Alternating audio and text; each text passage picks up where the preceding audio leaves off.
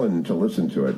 And when they did, they said, oh my gosh, she's insulting the Sanders people, all of them. And so Chuck Todd listened to the tape, and Robbie Mook, who is Secretary Clinton's campaign manager, came on Meet the Press yesterday. Here's what he said, cut number 21. You guys are struggling to win over voters under the age of 30. New audio has come out from a fundraiser from earlier this year when Secretary Clinton was running against Bernie Sanders, and she described some of Sanders' supporters as kids that essentially are still living in their parents' basement. Was that meant to be a shot at Sanders supporters? Well, Chuck, actually, I'm really glad you asked this question, and I really encourage everybody to listen to that full audio. The original piece that came out. That's what we're going to do now. He encourages us to. We're going to do it. He mischaracterizes it. Listen to it yourself. The full audio, cut number 1. There is a sense of disappointment among young people about politics, and there are a lot of different reasons for it. You know, some take the position that they were for President Obama and he didn't revolutionize our country. You know, the poor man faced implacable hostility and got a lot done and deserves an enormous amount of credit. But the idea that somehow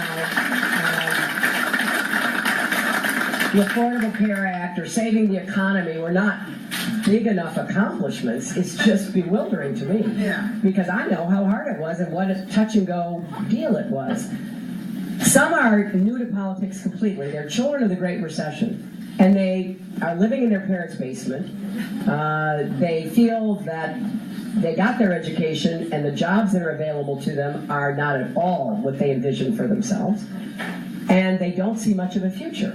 I met with a group of young black millennials today, and one of the young women said, hey, none of us feel like we have the job that we should have gotten out of college. And we don't believe that the job market is going to give us much of a chance. So that is a mindset that is really affecting their politics. And so if you're feeling that you're consigned to, being a barista or, some other job that doesn't pay a lot and doesn't have much of a ladder of opportunity attached to it, then the idea that maybe, just maybe, you could be part of a political revolution is pretty appealing. So I think we all should be really understanding of that, and we should try to do the best we can, not to be, a wet blanket on idealism. You want people to be idealistic, you want them to set big goals, but to take what we can achieve now and try to present them as bigger goals. I mean, getting our country to 100% universal coverage is a big deal. Getting that Affordable Care Act to work better for people, getting the costs down so that people feel that they can afford the care that they now have access to, that's a big deal. Going after infrastructure, manufacturing, combating climate change by setting some big goals like 500 million new solar panels by the end of my first term and enough clean power to power every home in America by the end of my second term, that's a big goal. So what we have to do, and what I'm trying to do, is to make the case that we've got ideals, we've got big goals, but we also believe that the path to progress is one that you just have to get up every day and work on. You have to make it your life's work if you do this full time. You have to make it part of your civic responsibility for others, and just keep making that case. It's not as glamorous, it's not as exciting, it doesn't promise a revolution. I mean, I'm still trying to understand the revolution part, because here's how I think about it. And Senator Sanders sort of alludes to this. In order to have the revolution, first we have to take back the Senate and get to 60 votes. Then we've got to take back the House. And that may require some redistricting in order to get people out of safe Republican seats so they can be competitive again. I think we're already in like year 6 or 7 of a 2-year term. So, those of us who understand this, who've been experienced, who have worked in it, know that it's a false promise. But I don't think you tell idealistic people, particularly young people, that they bought into a false promise. You try to do the best you can to say, hey, that's his view, that's what he is offering you, but here's another way where actually we can achieve a lot of what we have said starting day one and make a real difference in people's lives. And I tell them all the time, you know, a lot of people I meet can't wait. They can't wait for a revolution. They can't afford their prescription drugs right now. They can't wait for Planned Parenthood to be shut down and they're then denied health care because they don't have access to it. So we have to live in this space of, look, here's what we can do, here's what's achievable, and here's a lot of people we can help right away. And if we all do our part, we can actually get more and better jobs with rising incomes, which will help you too. So that's the best we can do. Okay, so Bernie's a liar. You're a dope. You can't afford drugs. You can't afford Obamacare. You're living in your parents' basement. You're a barista. We have to redistrict everyone. We have to manipulate the rules to get rid of the Republicans. I don't understand the revolution part. We've got to be really understand. It's the most condescending 5 minutes I've heard in politics ever about your opponent. It's completely condescending. If she said that on the stage, she would have been booed off. I do not know how a Bernie person votes for her. I really don't. 1-800-520-1234. More of the leaked audio of Hillary Clinton. What do you think of the leaked audio? 1-800-520-1234. Connection to the Hugh Hewitt Show.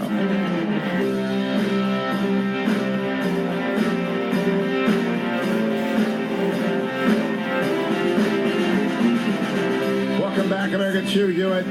The leaked Hillary audio driving my show this morning. Let me play you another clip from it. Cut number 11 from the leaked audio last week.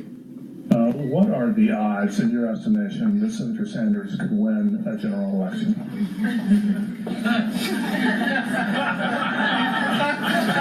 Very low. Very low. And you know, I say it for...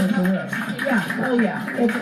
Look, I will just say this. One, he hasn't been vetted. His ideas have not been vetted. Read the New York Times today. They finally are looking at some of his plans. They actually think they're worse than I think they are after analyzing them. Right now, and this is a little known, reported upon fact, Republicans are spending millions of dollars against me. And one of the clever ways they're doing it is trying to build him up. So you've got, hedge fund billionaires, you've got Karl Rove, you've got all the candidates. There were more attack ads about me in New Hampshire. All right, stop. Just so long as you got it. She thinks Bernie's a nut, and she hadn't been vetted, and he can't win. Now let's go back up to talk about the Sanders supporters. This is cut number 3. It is important to recognize what's going on in this election. Everybody who's ever been in any election that I'm aware of is quite bewildered because there is a strain of, on the one hand, a kind of populist, nationalist, xenophobic, discriminatory kind of approach that we hear too much of from the Republican candidates. And on the other side, there's just a deep desire to believe that, we can have free college, free health care, that what we've done hasn't gone far enough and we just need to, go as far as, Scandinavia, whatever that means. Half the people don't know what it means, but it is something that they deeply feel. So as a friend of mine said the other day, I am occupying from the center left to the center right, and I don't have much company there because it is. All right, let's stop for a second. The friend of hers is clueless. Hillary is occupying the hard left. Half the people don't know what it means. Okay, so remember, half of Trump's supporters are irredeemable deplorables, and half of the Democrats don't know what it means to want free stuff. This is such a wildly insulting tape. It is so wildly insulting. Let me review for you. I'll do it with Mike Allen after the break. Mike in Fairfax, Virginia. Let me ask you, what do you think of this, Mike, this tape? Yes, I will say this to you. I think you're making a very good point, and everything you're making is based on one thing. Donald Trump really concentrates the week on her and not on him. It wasn't necessarily the disaster, the debate that was really bad. No, that wasn't it. It was his behavior. But I'm talking about the tape, Mike. What do you think about the tape? Because I know that it doesn't work unless Trump pays attention to it. But I do believe other people, they spent all weekend talking about Trump and his tweets and his taxes. But this tape is real Hillary. It's Hillary awe. And all I heard was Chuck Todd talk about it, the only guy. This fulfills every stereotype or everything that anybody ever thought of her is real. This is who she is. She cannot, it's the reason why she's one of the most unpopular people ever to run for the office. People know that she's a liar. The key for Trump is to make himself the alternative. They know who she is. She's been around forever, and she's not going to change her spots. This just reaffirms it. I agree. Thank you, Mike. That's it. This is who she is. She is two-faced. She will say one thing to a fundraiser and another thing. I mean, calling Bernie Sanders people. I will play it again. I will play it again. But this one, this may be the worst. Let's go back to cut number 3.